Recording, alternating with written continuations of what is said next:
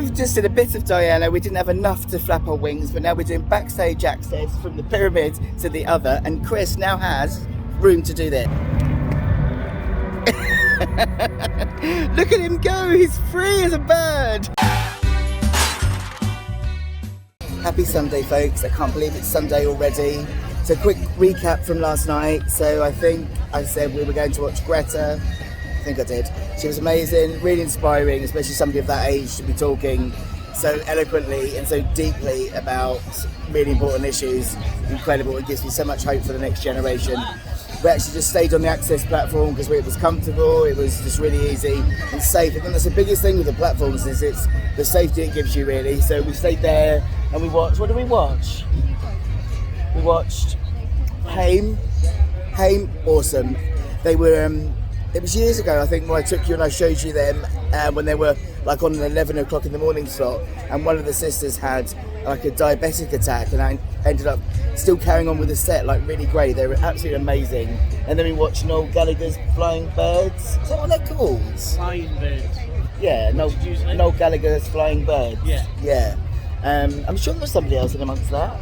Oh, steady. Excuse me, what is it? And then, of course, Paul McCartney in the evening, who brought on a special guest, Dave Grohl, and then Bruce Springsteen, and it was just absolutely amazing, wasn't it, babe? Yeah. Well, Christopher had a few wines, and so he slept a bit, and at one point he woke up and went, "Did I miss the frog song?"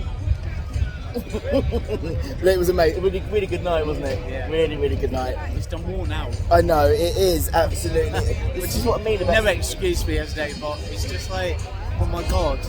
It's just like sensory overload, even if you don't have any issues. With sensory issues. That's why I always say it is about surviving Glastonbury, isn't it? It is. God, yeah. It is hardcore. It is hardcore. Even when we've done it like a much more like relaxed fashion this way. I think yesterday was... It made so much more sense to do it in like chunks, being in areas for chunks, rather than going place to place. And I don't feel like I'm missing out doing it like this at all. God. Well, you know, I mean, I think this is like, I'm having one minute Finn waffles now. But you know, I always say this, that every time I come here, it always feels like I'm processing. Glastonbury seems to like highlight aspects of my life. And I think for me, I've talked a lot about how I used to do too much of everything all the time. And every time I used to come to Glastonbury, I used to cram everything in, used to run around, do everything. And I've learned that that was not good for me. And I think being at this festival and just doing it a very different way and just doing bits, it's helped me to see that it's not necessary. And so I'm not actually missing out at all.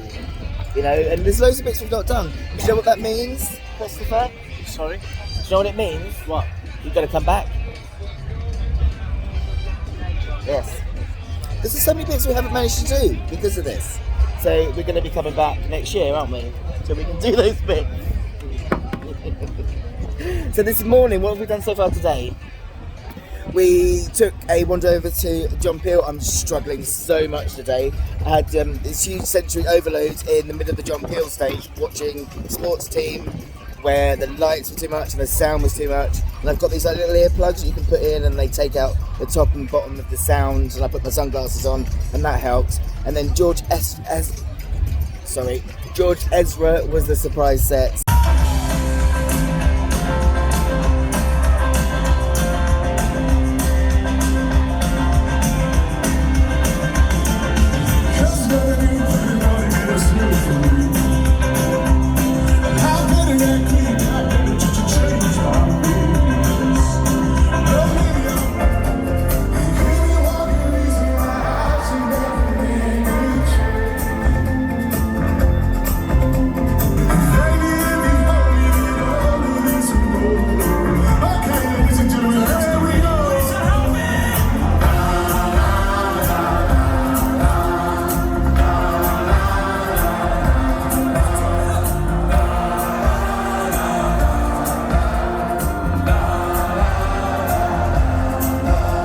We sang, and this one sang, and not only sang, actually sang the right words.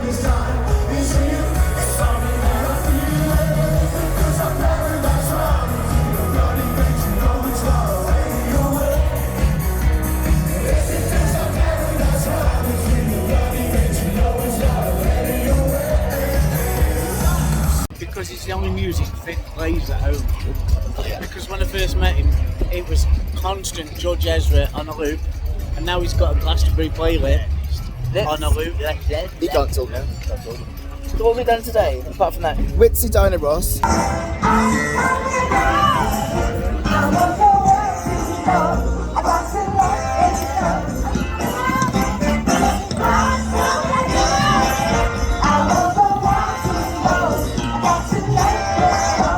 We've just did a bit of Diana. We didn't have enough to flap our wings, but now we're doing backstage access from the pyramid to the other, and Chris now has room to do this. Look at him go, he's free as a bird. I'll let Chris tell you what Diana Ross was like. It was shit, honest to God. When she played Buckingham Palace, everyone was like, there was something wrong with Diana Ross's mind. No, she needs to go in into retirement home. She was awful. Sorry about this. And I was really looking for I Like a Diva. And honest to God, I swear they turn the mic down when they know she can't sing, and they turn the mic up when she can belt out the notes she's known for. It doesn't help, but I think the sound there is quite bad as well. It's like the edges of this. No, because she was they were like in front of the stage and said she was It wasn't just as great. bad. It wasn't great. I just think, do you know what? You had a good run at it, love. Get your sequins off, get your polyester on, get hot chocolate, and just enjoy what's left of your life, Diana. Because that's twice now. It's not been very good. Anyway, Twice. but apart from Diana Ross's bad voice, are you having a good day? I am. I'm having a good time. What's been your best bit so far? Going to bed. Apart from going to bed. Paul McCartney was amazing. Apart from sleep, what's been your best bit? All of it, I think. Even fighting the masses. It's just... I think everybody who's been here, I think their first time was probably a mix of like a proper Marmite. Yeah. There's moments like you really hate, and then there's moments you really love, and your head's just spinning. And I think your second and your third ones are probably better. I think they're the ones where you just think, like, chill, enjoy. You don't get so stressed, you just go with the flow. But your first one is just like, can I swear? Yeah, you already have. Oh my f***ing God. It's just... Your first one is just like... But it's all been amazing, but I think you were right. Don't try and do it all in one go. Do you know what? It's the third largest city in the southwest. You're not going to get around that in 4 days. So just pick the bits you want to do, focus on them and have quality moments instead of running around like gotta be over here, gotta be over there. Just chill. Well said, Bubba. And we're now over at the other stage. You might recognise all the flags from the other stage. And we're here, camped up, waiting for Years and Years and Pet Shop Boys as our finale. And then it's an early night. They've got a burning of the Lotus up at the park. But I think the entirety of Glastonbury Festival is going to go. Trying to get a mobility scooter up the park. I don't know if we're going to manage it. So it's going to see what happens with that. Might just sit and watch it from the pyramid stage from afar, I think. With a nice hot chocolate or something. We will see.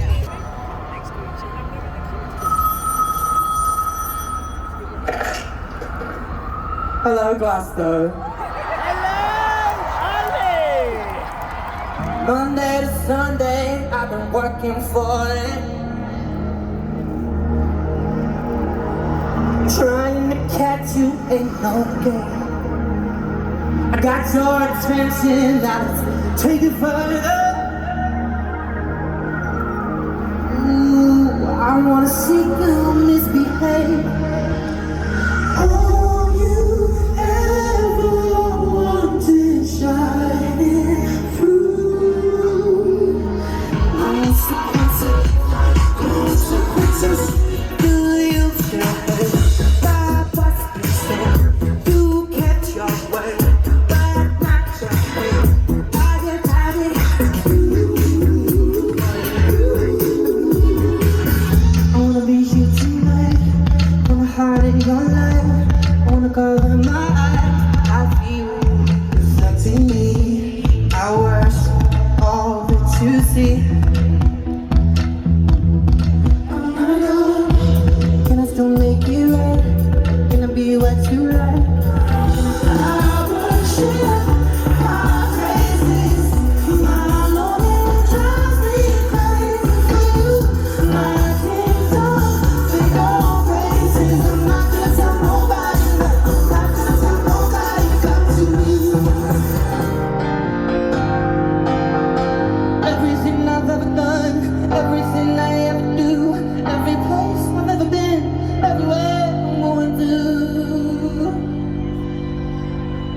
the same.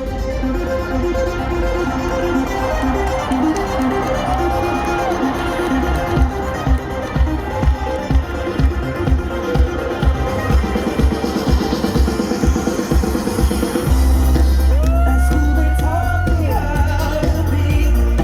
So pure and fun and word heavy, but they didn't quite set free.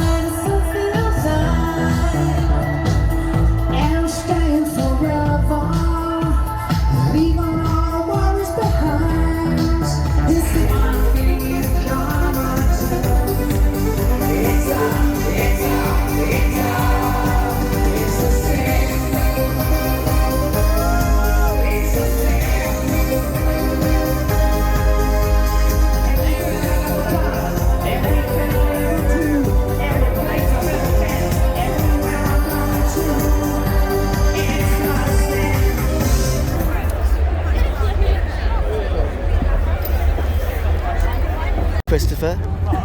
Hello. Hello. So it's a bit dark. You might just about see me.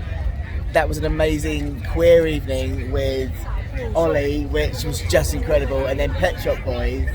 And we should really have gone to bed, but we wanted a fish finger sandwich from Fish Finger Heaven, which if you come to Glastonbury Festival, you have to go because our fish fingers bring all the boys to the yard.